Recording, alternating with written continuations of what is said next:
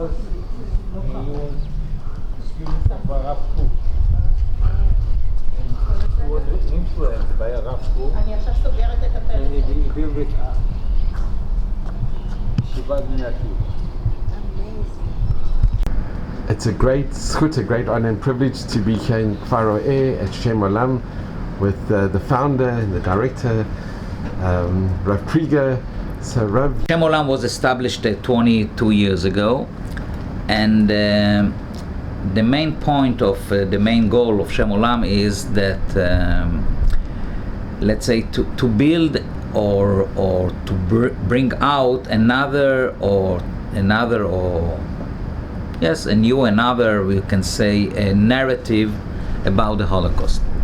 Most, let's say, of the people, doesn't matter Jews or non-Jews, when you will ask them what is the story, what is the main point of the story of the Holocaust, they will tell you this is the biggest tragedy of the Jewish nation. This is let's say in their mind, when you say the word Holocaust, is mostly bring out words like horrors, 6 million, Auschwitz, gas chambers, and so on.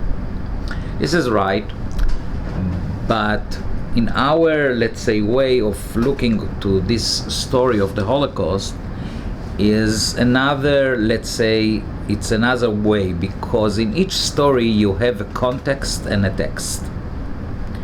And those words that I mentioned just now, this is really the context of the story. This is the occasion. This is what was surrounded everyone that were in those days, I mean in ghettos, in camps, and doesn't matter, or hidden or whatever. But the main point is how people struggled with the situation. How people struggled with their, let's say, faith, with their emunah, with their religious life, with their humanity, with their Jewish identity, with their values, with moral questions, and so on. And this is the context. This is the text of the story.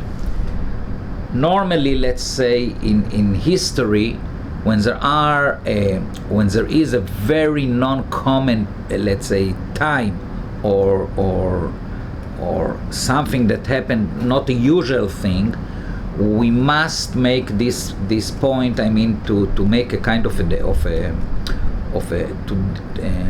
analyze those two parts between the context and the text. And in years from now, I mean, the next generation and another generation, and let's say 100 years from now, people will want to hear less and less and less about the context of the story. This is a normal thing. But the text is such a, let's say, an unusual text. And it's not only that it is an unusual text, it has an influence to our daily life every minute. Because in our life also we are dealing with those kind of dilemmas about our identity, our morality, our faith, our tradition, and all those issues.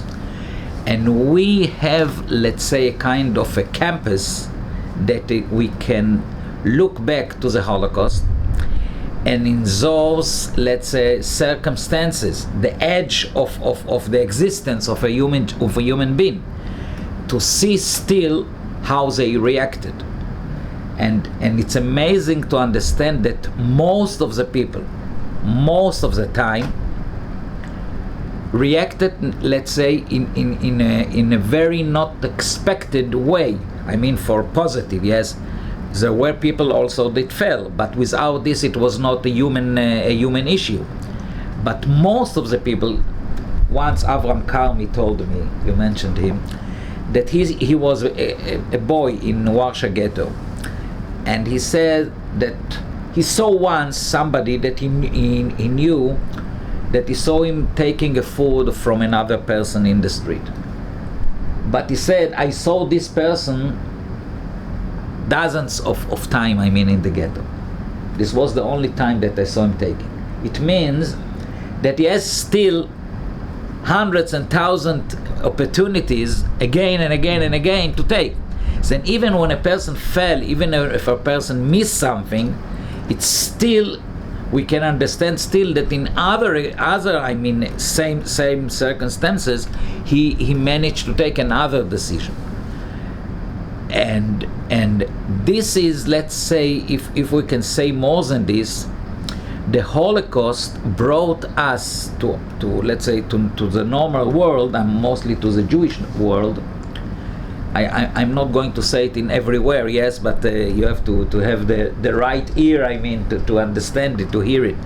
But let's say the Holocaust brought us out the mentally DNA of the Jewish nation. This is, and it doesn't matter if it was in Poland, in Budapest, in Belgium, or in Algeria, or in Libya, or even in Taiwan, because the DNA is the same DNA. The only let's say difference was that unfortunately in Europe it came out because the circumstances. In another place it did not, but this is the same DNA. And this is a very unique opportunity to learn about our mentally DNA.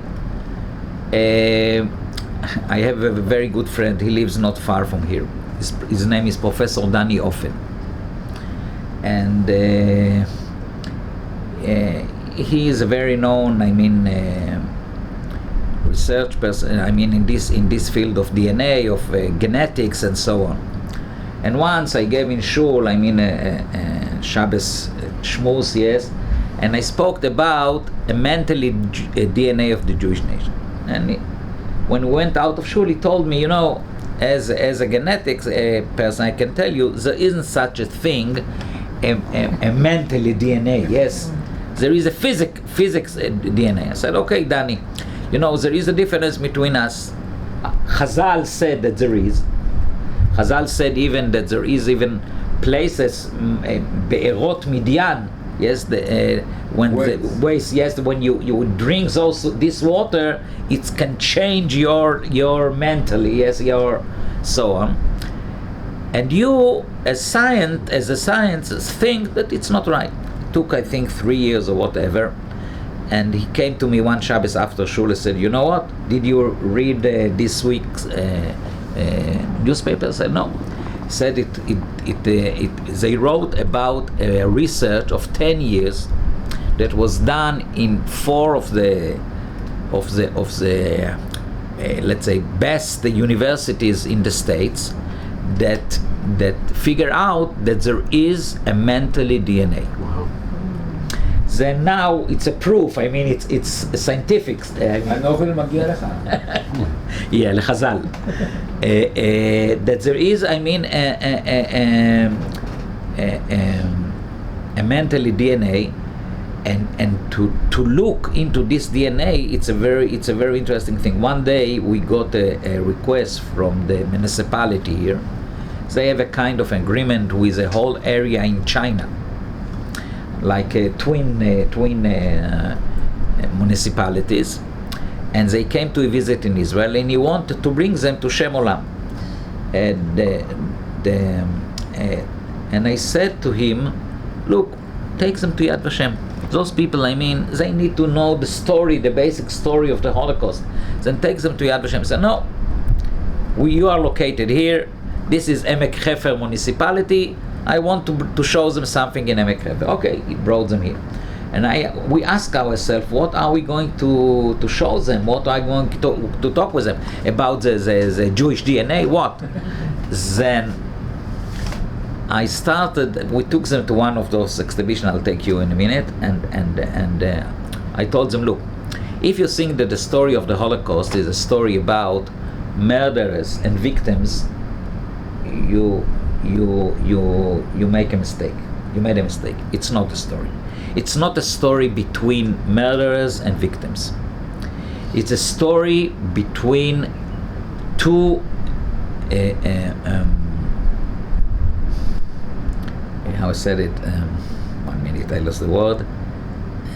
או בעברית. Say it in Hebrew. זה שתי תרבויות. Different cultures. Culture, it's not cultures, it's Philosophies, maybe. no Civilizations. civilizations, right?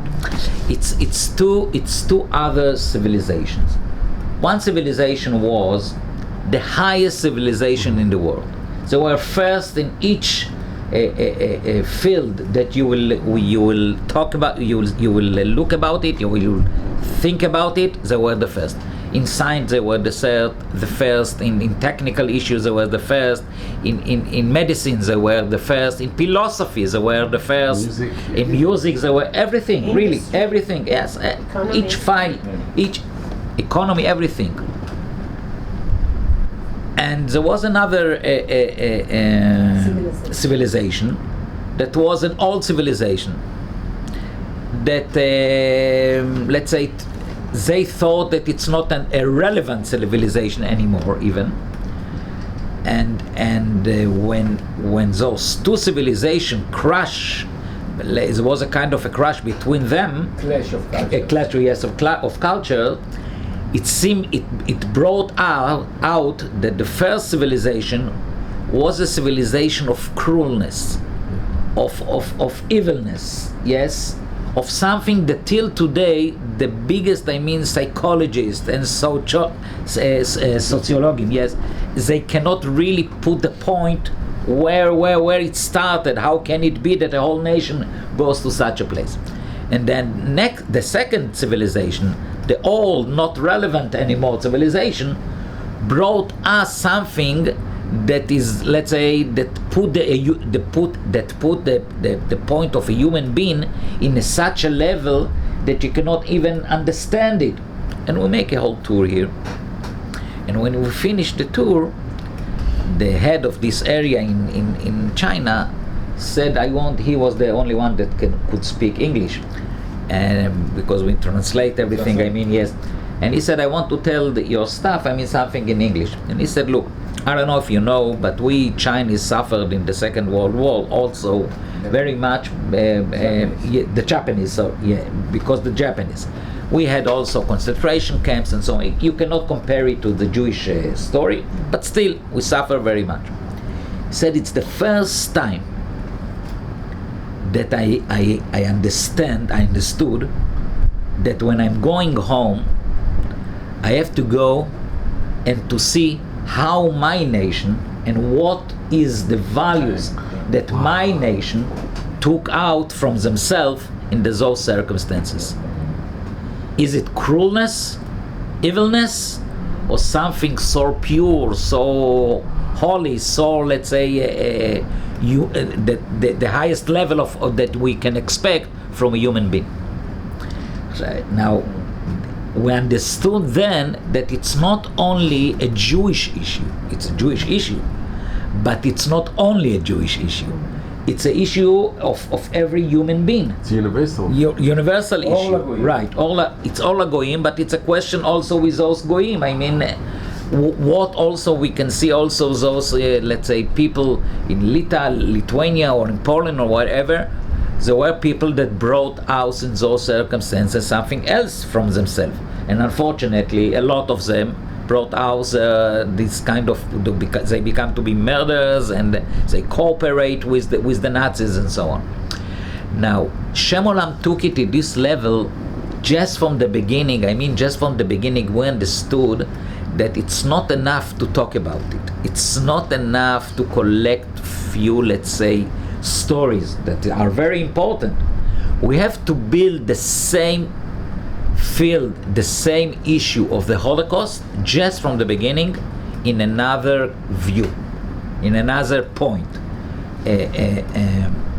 And because of this, we started first of all to collect material, documents and other, let's say, materials that can clarify and can bring us to understand those kind of how people struggled with the situation. Most of the material was not based on private stories, was not based on interviews or so on. It's documents, original documents or objects from the period of time of the Holocaust. Just to let you understand a little bit, I mean, of proportion of this.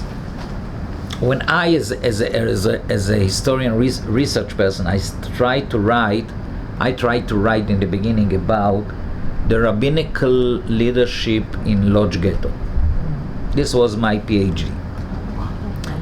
And when I start, I mean, in my thesis, yes, in the second, in the MA, I find almost nothing about this.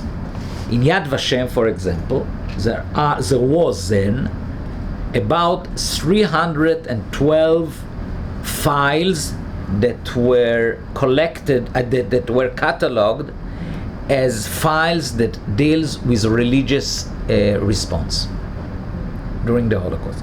312. Each file can be with 10 documents and can be with 1,000 documents, but again, 312. Professor Gershon Greenberg, that led me in my PhD from America, he came a few years later, and all Yad Vashem, all the archive, helped him to find his expertise about theological issues in the Holocaust. And he found 1,600 files, but he wrote that, let's say, most of them are interviews after the war. I asked him, Gershon, how many you find from the period of time of the Holocaust? I mean, files and so on. He said about 320. Let's say the same almost. We have today in Shem Olam only about religious response from the period of time of the Holocaust, and I'm not including again interviews or testimonies testified that people testified. I mean original documents from the period of time of the Holocaust. We have about 600,000 files. Wow, 600,000. Wow, that's amazing. Now, this by itself, without writing nothing, it changed immediately the whole story. Because then you understand suddenly that, let's say, instead of saying this stupid sentence that rabbis just escaped in the Holocaust, I mean out of Europe, that it's not right, yes, then you can see how rabbis, for example, my PhD about rabbinical office in Lodz Ghetto, that was, let's say, functioning at least till the middle of 43. Some of them even till August 44. But at least, let's say, as a group, they function till the middle of 43. Then, and you can see that they dealt and worked on issues. Who thought, for example, that they will bring out a kind of a solution? They built it, a whole solution, because young men were taken in 41 to labor camps in Germany, and they left behind their wives, I mean, in a situation of aguna. Yeah. And after a few months, they didn't get any information anymore. And it became to be thousands of people in Lodz Ghetto. We have original letters that they wrote to Rabbi Zemba in Warsaw Ghetto, and letters that Rabbi Zemba answered them. We have the original letters? Yes, we have original letter of Rabbi Zemba 2 months before he was killed in Warsaw Ghetto. And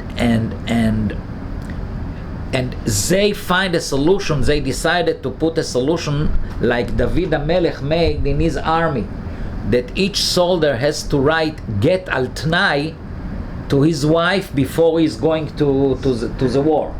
And they already planned the whole thing. It doesn't matter what happened with this, but it's just the issue of planning and fighting for this and bringing people to write. They didn't manage to do it so much, I mean, because it was a whole politic fight between them and the head of the Judenrat there, Romkowski. Rav, can I just say something? Yes. This Tuesday, this week, I met with Leah Seller in Bnei Brak. She was from Amsterdam. She had never been videoed before, told her story. She found the get that her father had given to his wife because he didn't know what's going to happen to him. And But she actually found a get and she couldn't believe it. I mean, Original get that original the father get. had given Altana in case he wouldn't come back, that she wouldn't be a Haganah. So But- what you're saying, it's so real. It's so... and one of the rabbis there managed to do a little bit more than 3,000 gittin like this. The original plan was to do it for the whole couples in the ghetto, but it was a kind, as I said, a politic fight between them, and you can find a tshuva of Reb Chatzkel Abramsky, that was the London Dayan, yes, after the war. He dealt a lot with the issue of agunot, and one of his tshuvot is that he wrote that came to him a woman, and she wanted him to lehatir ota, yes, from her aginut, To release. To release, yeah. release her, and he wrote that she said something very stupid. She said that rabbis in Lodz Ghetto gave her get al tnai. And he wrote it why? Because he said, how can it be that in those circumstances somebody even thought about it? But then he thought, he has another, let's say, understanding, and he said, but where from this woman has this information? Then it has to be that something really happened, but I cannot put it in my psak din, yes, because it seems to be not normal, and I cannot deny it because and it's amazing, he couldn't believe what people did, I mean, in those circumstances, and they did it. Then it's thousands and thousands of issues. I remember that when I figure out, I find about 50,000 files in Lodz Ghetto from the rabbinical office, and I brought some of them. It was in the beginning, we managed to take it out from Poland, the originals are here, and I said to Professor Gutman that I want to meet him and to show him, and Gutman told me, from Lodz Ghetto we know everything, there isn't nothing new. And I was, let's say, a young Sabre fellow, chutzpahdik, and I said that I thought that a historian has to be always very curious, and he said, okay, you know, you make me angry. I will ask somebody that her expertise is Lodz Ghetto, Michal Unger. He phoned me back after a few days and said, there is nothing new, but you said, come, show me. I came to him. I didn't say nothing. I just put on the table a few documents. Some of them were also those letters of Rabbi Zemba from Warsaw. Wow. He looked at this and he began to be, why? He said, after a few minutes, first of all, I didn't thought that Rabbi Zemba knew to write Polish. And he said, you know who is Rabbi Zemba? I said, I think yes. He said, no, you don't know. I knew him.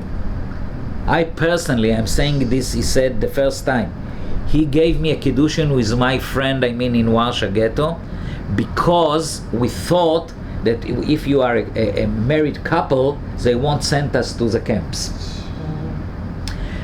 And then after he looked some more document, he said to me, it's a bomb. It's a bomb of the whole story of the history of the Holocaust. I said, I knew it already long time before.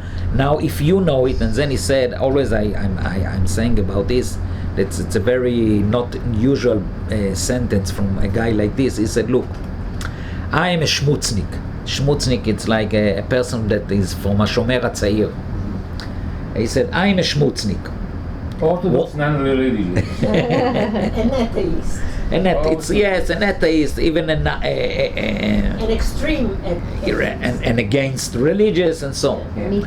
Yes, and when he fight in Warsaw Ghetto, he was a shmutznik. Yes, he was from this youth movement of Hashomer HaTzair. And he said to me, what you want? I wrote about what was very close to my heart. It's the time that you and others will start writing about what is very close to their heart. And he in an honest way said that history it's not an objective an objective thing. It's always who and how and what the historian that wrote it decided, or where it came from to write. And this is, let's say, our main mission, first of all, was to collect this, to start research it, to start writing, to start building new, let's say, pieces of this puzzle of the history of the Holocaust. And from then, it was the big department of the educational department to bring everything out. And we have, Baruch Hashem, till today, even that we don't have good facilities. It's only the only one building and so on. We are planning to build in Yirtzeh Hashem. We have already a ground that we got from the municipality here. And but we have every year here about 60,000 students. From secular and non-secular schools. And also adults, about 20,000 people a year, and it's not including all kind of activities that we are doing outside of Shem Olam, outside of this place. We have all kinds of activities all over the country. That we have a mobile program. We have all kinds of activities all over the country. And it's become to be more and more, let's say, known, and the influence of this, it's very interesting, because today, in the beginning, when we start with students, let's say 5% of the students that came to Shem Olam were non-religious. Today, it's about 40%. It's amazing. And it's amazing because a lot of also the highest level, of non-religious schools, like the בליך מרמת גן, הדמוקרטי מתל אביב, והגימנסיה הרצליה, ועוד, all kind of schools like this, הריאלי חיפה, they come here to one day seminar or so, 2 day seminars, and we can hear from the principals that they come here, even so that they know that it's, let's say, it's a religious institute, because they understand also that this is the issue that really necessary to their students to hear about the story of the Holocaust, how people struggled. And we are not dealing only with religious aspect, we're dealing with other aspects the same. And it depends who is the group. And this is very interesting, and we are doing a lot of projects today, even a project that it's from the beginning, it's for non-religious parts of the Jewish community, of Jewish, people here in Israel. For example, we made, before the Corona, a gigantic project. We took, let's say, the 10 high-level singers of the non-religious world. It even took me time to learn the names, like Noah Kirel, Aviv Geffen, and Ninette, and so on, doesn't matter. And we figure out about 100 songs that were written during the Holocaust, but not songs about the killing, not songs about how they suffered, songs about hope, songs about faith, songs about Eretz Israel's dreams, and so on. And we gave them, each one of them, to choose the song that he wants to לעבד את זה, to sing it, and so on. And it's an amazing project. It was all over, radio, TV, and so on, and you can see it in the YouTube. And till today, those singers are connected to Shem Olam. Our point was that they are going to be the new ambassadors of the story of the Holocaust for the new generation, because to hear it from them, it's a totally another issue. And now we are working on the same project for 2022.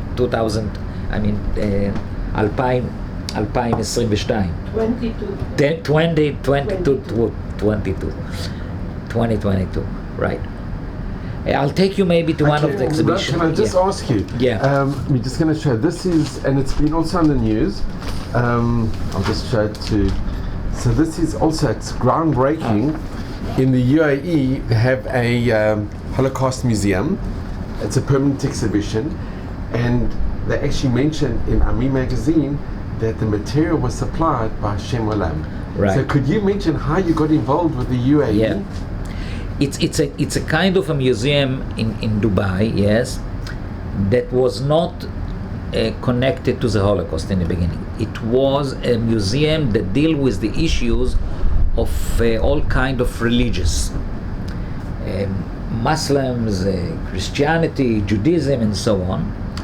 And then when the relationship between Israel and Dubai starts something, the person that you can see here in the picture, yes, Ahmad Ubaid, yes, he was the sponsor, and he built it, and this museum, and he said that it cannot be when you deal with the issue of Judaism, you are not going to mention the Holocaust. It's a built-in part of Judaism.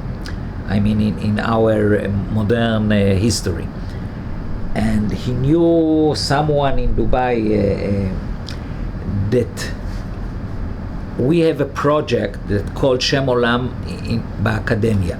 We have 14 every year, 14 academic places in Israel, from the Technion till Michlelet Sapir, all kind of universities and other places, that we have a yearly or a semester course for students, non-religious students, from all kind of disciplines. Yes, biologic, physics, whatever. And he learned in Michlelet Sapir, in our program, and he knew about Shem Olam, and he has any kind of a connection with this person in Dubai. And when he asked this, he said that he must do something about Holocaust. He said, I know a place. And he recommended about Shem Olam, and this guy phoned me and said, we want to build till the coming Yom HaShoah. It was very short time, yes, because it was a little bit before Pesach. He phoned me, and then Pesach in the middle, and to make a kind of an exhibition, an urgent and immediately exhibition, we managed to prepare, let's say, materials, photographs, and so on. And he put it to the last year Yom HaShoah in Dubai. I think it's going to be, and it's going to be a permanent exhibition as well. Yeah. We are going to change it a little bit, and it was basically about religious aspects, yes, synagogues and all kinds of things. And Rav, can I just ask you lastly, do you also have a lot of testimonies of people that were in the Shoah, that how they dealt with issues of emunah, and unfortunately, interviewed? We interviewed, but unfortunately not enough.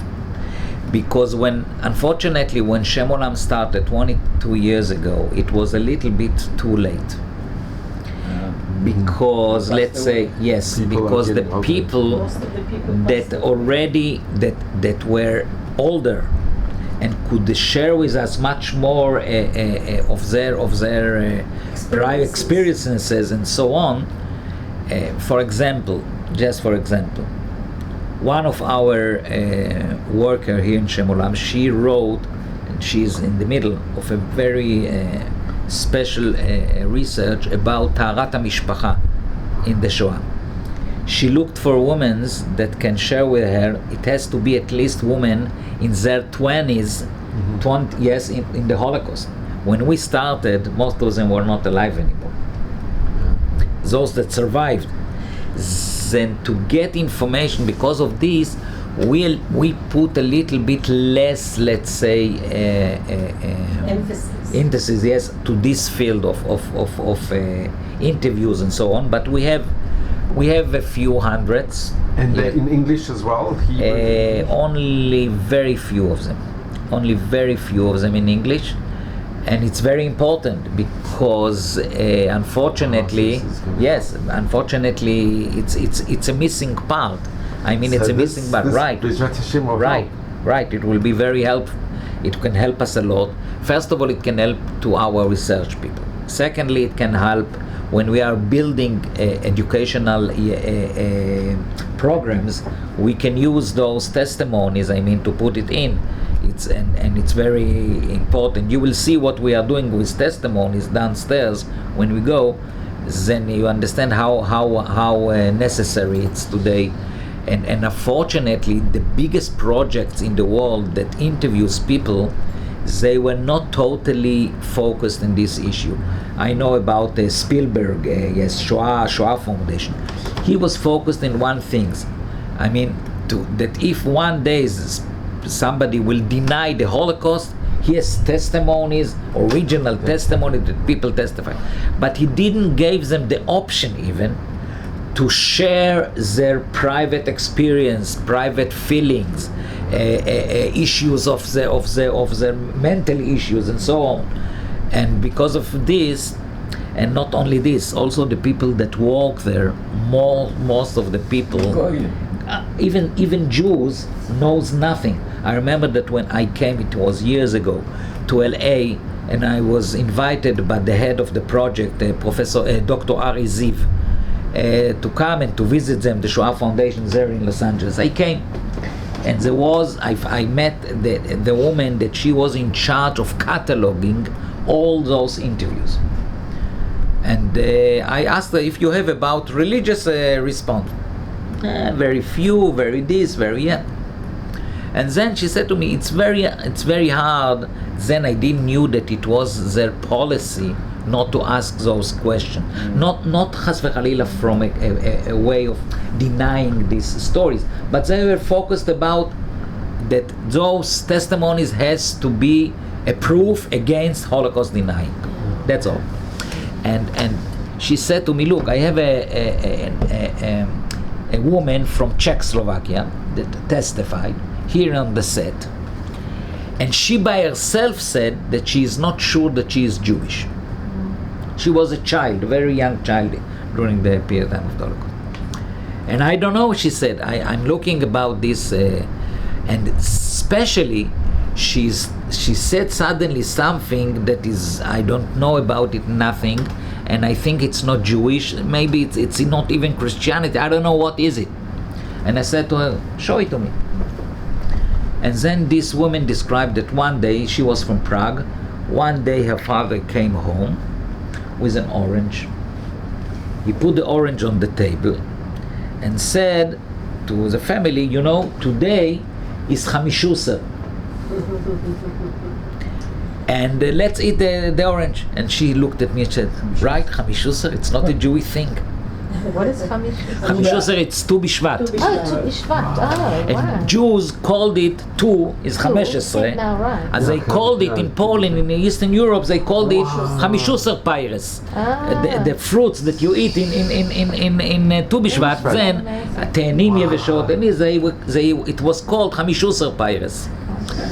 And I looked, I said, she's Jewish, if in their house, they know yes, about Tu B'Shvat. If they know about Pesach, okay, about Rosh Hashanah, okay, but about Tu B'Shvat, Chamishusar, yes, for sure she is Jewish. She looked at me shocked. Chamishusar, it's connected to Judaism? Wow. What? And understood already the broch. Yes, that if she doesn't know this, how can she catalog those material? And to put it in those, So Rav, just I'll mention, with these, what I did is that I asked him before the Shoah, who was the family before, the grandparents, the parents. So it's a bit of history before the background, then during the Shoah, and then how their issues with faith, how they did that. And the majority, I'd say the vast majority, incredibly, they had such emunah. Right. But they were honest and they spoke, and and I didn't ask questions, they just speak. So it should help. Can you tell us about your meetings with Elie Wiesel? Elie Wiesel was few years a member of American Friends of Shem Olam. I didn't put him there. Another guy, Dr. Alex Grubman, that was connected to us, was very friendly with him, and he schlepped him to American Friends of Shem Olam. I met him first the first time in one of the first meetings of the American Friends of Shem Olam in New York, when I came there, and it was very interesting. Kodesh Baruch Hu, is drying the Welt, like he's yes, spilling. Yes, he's playing with the world, and I had a very serious delay with the flight, and instead of coming half a day before to New York, I came mamish on the last minute to the meeting in Manhattan, with my suitcase instead putting it in the house of my friend there in Five Towns, and Eli Vidor was there, and the next morning I had a meeting already in Manhattan. We finished the meeting 10 o'clock at night, something like this, and then Eli asked me if where I'm going to sleep. I said in Five Towns. Then he said, it's a mishegas. You are going now an hour to Five Towns, and in the morning it will take you back to Manhattan at least an hour 30, and you have to be in Manhattan for 8:30 for a meeting. I have another apartment here in Manhattan, few blocks from here. Come to me. And I didn't know how to react, because I read everything about Eli Wiesel and so on. But I said to myself, I'm going to his house and he will offer me something to eat or whatever. I can be very embarrassed what to do and so on. And he started pushing, and then I said, okay, let's go. And I went to his house, and we sit there and spoke very interesting things. And then he said to me, in the morning, you prefer to go to a Hashkome minyan or a normal minyan? Oh, I said, look, normally I go to Hashkome minyan. If there is, I say, yes, I'm going also to this minyan. Then I will wake you up. For me, it was like, what? Okay, Eli is going, I'm in there, okay. He waked me up, and we went. It was a very small synagogue of 80 seats or whatever, something like this, not far. And we came. I saw, his place with the name Eli Wiesel. He took out the tefillin and this and talis.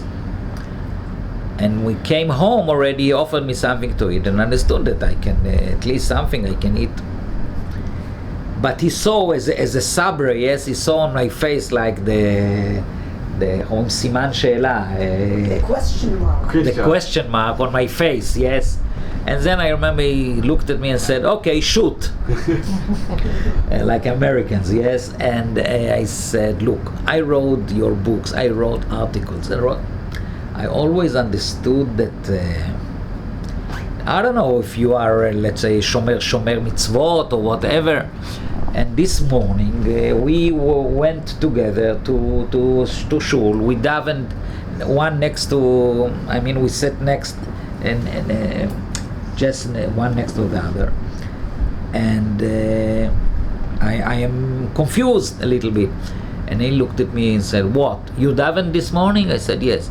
And I said, "You davened also?" He said, "I davened." Okay. What is it? Tell me a sentence that you davened this morning. Then immediately what you say the first paragraph, of Shmoneh said, Baruch Ata Hashem, Hakel, Hagadol, Hagibor, V'Hanora, El Elyon, Gomel Chasadim Tovim, V'Koneh Hakol. Okay. And Ellis looked at me and said, you want to know what I davened? I said, what? And he said, I davened like this. Baruch Ata Hashem, Hakel, Hagadol, Hagibor, Hanora, El Elyon. And I was shocked. But one thing I remember that I understood in this specific minute, that if there is somebody that davened this morning, is him, not me. Wow. Sure. I understood that he had a real conversation with HaKadosh Baruch Hu. I said words. He really spoke. He really spoke. And he saw, I think he saw the shock, in my face, and then he told me that when they were released from the camps, there were 4 friends that survived from a whole group that came from the same place, the same area. Even most of them learned at the same yeshiva in Hungary. And only 4 of them survived.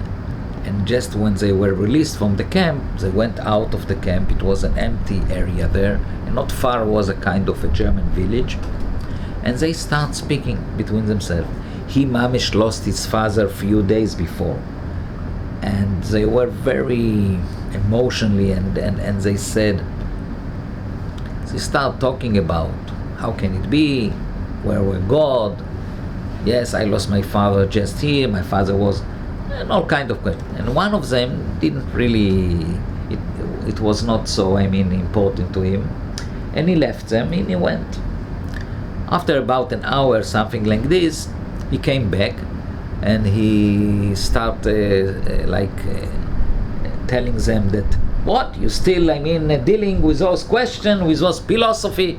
Look, I went to one of the villages here. It was a German village. I went to the one of the houses that were without anybody there, and look what I find. And he took out from his pocket, I think it was a golden watch on, when on sharsheret,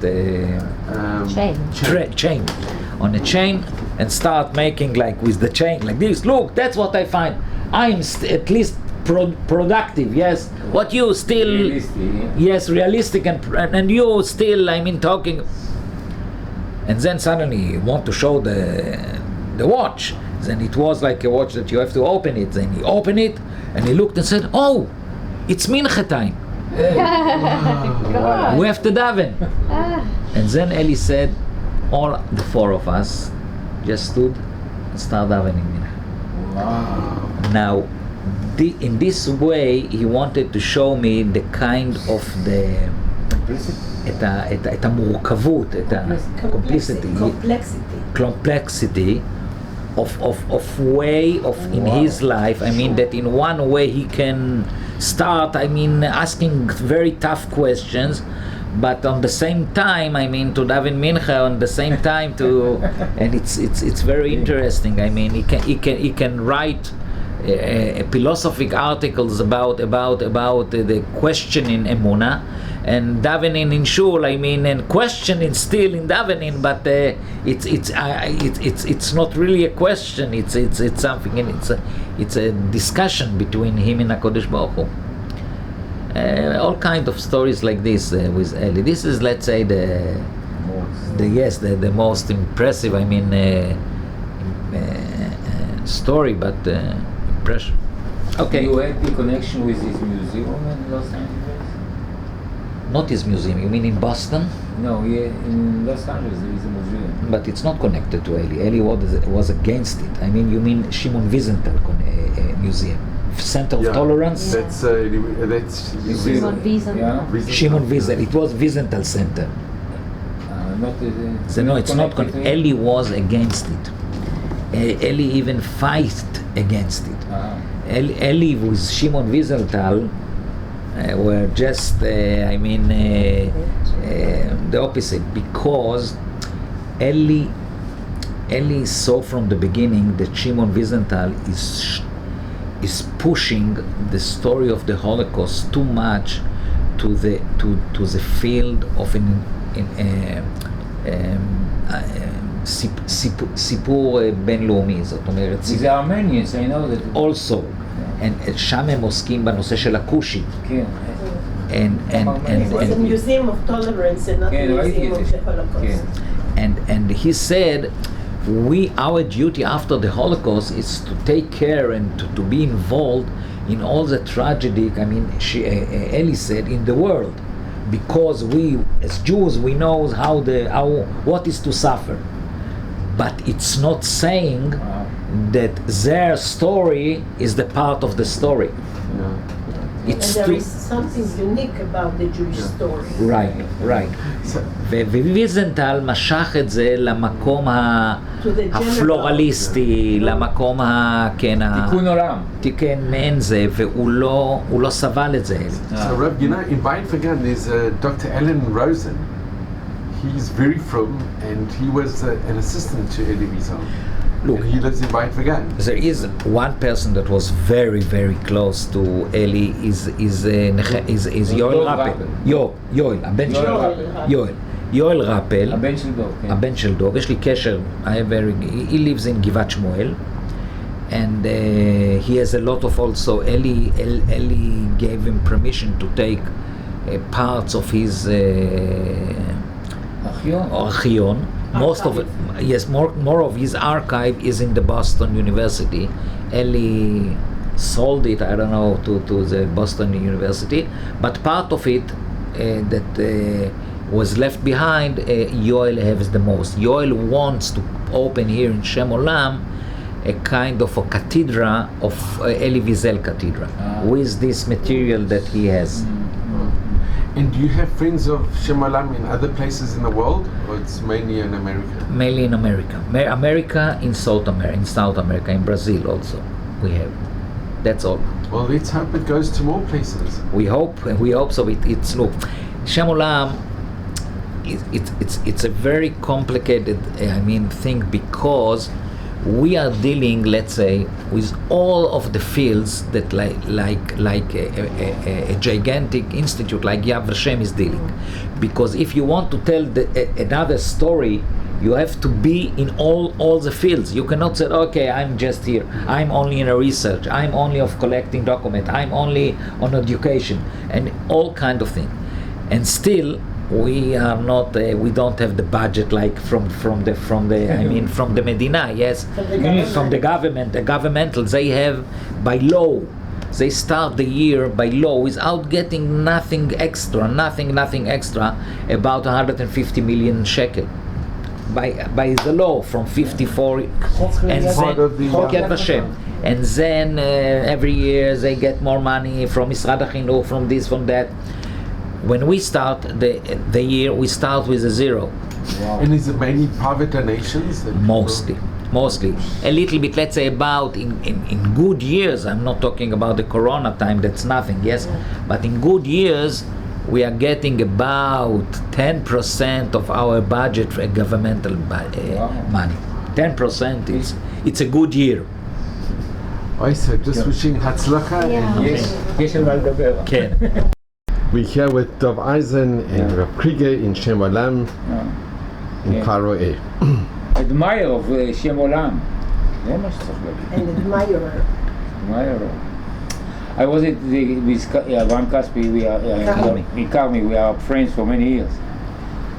We work together in the Ministry of Education, teacher training. I was the principal. He was one of the inspectors in this department, and he told me, first of all, every year on the 1st of September, we used to meet in the morning. We came earlier, and used to talk. We talked about his experience in the war, in the Shoah. But what is special, that he told me that when he is making the Seder at his home, now he has children, grandchildren, great-grandchildren. He used to put behind him the coat that he has in the concentration camp. On the Seder, he's making the Seder, all the family is, behind him was a coat. He says, each year everyone has to see himself as one who goes out from Mitzrayim. This is written. I came from there. This is one story. אגב, הוא תמיד טורח להגיד לי שבצבעה שלו הוא כתב שהחליפה הזו היא של שם עולם. This costume will go to Shem Olam. And the second story with the coat is, one day we worked together. There was a very strange meeting in the Ministry of Education. He was upset in the meeting, and then he came to me, he told me, Dov, come with me. So he took me to the parking. In this building was a parking. He took me to the parking, and out of his car, he took out the coat. The striped pajama. The costume. The costume. Yes. With the stripes. And then he say to me, listen, when I am upset, I go down, take the call, and they say, you have to take proportion. And I take proportion and go back. So, finished. And here is a picture. Tell me. You can just open it. קרמי, הברשה, זה הברשה. נכון, זה נכון. ותיקח גם את השער. את הספר הזה הוצאנו מהדפוס. באנגלית? This was published, we took it out from printing ערב פסח. The writer, אפרת חווה and me, we decided we are not waiting. This. ערב פסח עם כל הבלגן שבבית, we took a few books and we went to מקווה ישראל, to Avraham apartment, and he said, tonight on our table won't be on the set of dish won't be only הגדה של פסח, will be also חלקי בארץ החיים. עוד סיפור אחד. Okay. One day it's written in the book that he's writing there that one day they are lying there in this on the boards on the board, and someone who is next to him said to him, Abrasha, what are you dreaming now? He said, ice cream. It's crazy, ice cream. Okay. When he published the book, he invited me. I bought a box of ice cream, and we sat together with the book and we have ice cream. יש לו שתי סיפורים על אייסקרים ועל שטרודל תפוחים. Okay, in באנגלית? Yes, two very interesting stories about two dreams that he had about ice cream and apple strudel. And that in the war somebody brought him an apple strudel. It was a very interesting story. A girl. He was in Warsha ghetto as a boy. I mean, his bar mitzvah was in Warsha ghetto. Karmi. Okay. His bar mitzvah was in Warsha ghetto, and he survived because he lost a midi in Warsha ghetto. He was not even in Warsha ghetto. He came to visit them, and he was catched by the German. His father. He was the only child of his parents. And he survived with his mother till they liquidated Warsha ghetto. And he had an uncle in Warsha ghetto that was one of the rabbis, Rabbi Posner. And he was with him almost till the end. He just passed away, mamish, a little bit before. He supported him all the way. All the way. He took care of him. And it's very interesting. Very interesting. All of the books are inspiring. כבוד הרב קריגר. תודה רבה לכם. קלטתי את השם. תודה רבה, היה מדהים. תודה רבה. תודה. Okay, so Rav, this is the book that my brother Michael Glassman wrote when he went to, it was a heritage tour to Lithuania, and they went to the camps, and this is the book that he wrote, A Lesson in Emunah, which became a set work for the high schools for the Jewish kids in South Africa, and he did it voluntary, and the book was never sold for money, and all the proceeds from the book went to Yad Vashem in South Africa and Yad Vashem here. So it's a great honor and a privilege to give it to Shem Olam. Thank you very much. Thank you. We are also involved in Lithuania and Latvia. Just before the Corona, I took a group of with Rabbi Prozhansky. Was the rabbi of in New Jersey. It's the Teaneck, New Jersey. Yes, Teaneck, New Jersey. And we took a group of families from Teaneck, New Jersey. It was in Lithuania and You accompanied Latvia. them? So I'll show you. Yes. My brother has a picture of the last remaining Jewish lady in Mariupol, and she spoke Yiddish like my Baba. Lithuanian Yiddish. And we actually, I don't know if you knew Avraham Tori. So I actually went to visit Avraham Tori. He wrote on Kovna Ghetto. He wrote Kovna Ghetto, right. This was in his home. He wrote also the book on Mariam Paul. And כן, הוא היה טורי, היה משכיל. ליז, אתה יודע, יש דבר שיכול להיות מעניין לרב קריגר. It's inside the book. בולאי, עושה בולים הרבה שנים, האיגוד הבולאי. הוא עושה לי כל מיני קמפרסים. אדם מאוד מיוחד. Okay, so this is the book. Okay, thank you so much, Ron. And thank you so much. It's been amazing. Lee, he wants to share with us something. אבל לא בהקלטה. לא צריך